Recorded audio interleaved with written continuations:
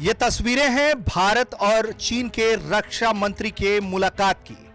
ये आमना सामना कई मायनों में खास है क्योंकि ऐसी ये पहली मुलाकात है।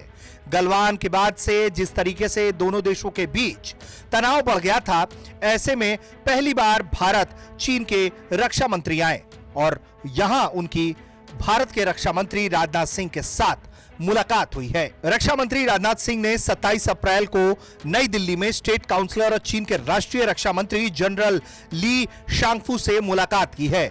दोनों मंत्रियों ने भारत चीन सीमा क्षेत्र के साथ साथ द्विपक्षीय संबंधों के विकास के बारे में खुलकर बातचीत की है। रक्षा मंत्री ने स्पष्ट रूप से यह कहा है कि भारत और चीन के बीच संबंधों का विकास सीमाओं पर शांति और शांति के प्रसार पर आधारित है। उन्होंने ये भी कहा कि एलएसी पर सभी मुद्दों को मौजूदा द्विपक्षीय समझौतों और प्रतिबद्धताओं के मुताबिक हल करने की जरूरत है।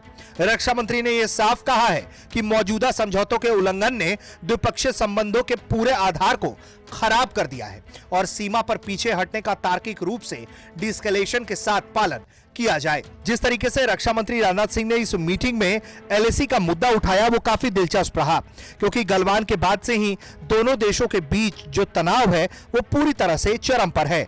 भारत के विदेश मंत्री हो या वो रक्षा मंत्री हो, किसी भी मौके पर किसी भी मंच पर इस बात को बहुत स्पष्टता के साथ उन्होंने उल्लेखित किया है कि दोनों देशों के बीच अब संबंध पुराने जैसे नहीं है। दोनों देशों के बीच के जो संबंध है इस वक्त सबसे बुरे दौर से गुजर रहे हैं, क्योंकि अभी भी भारी संख्या में दोनों देशों की सेनाएं एक दूसरे के सामने टिकी हुई हैं।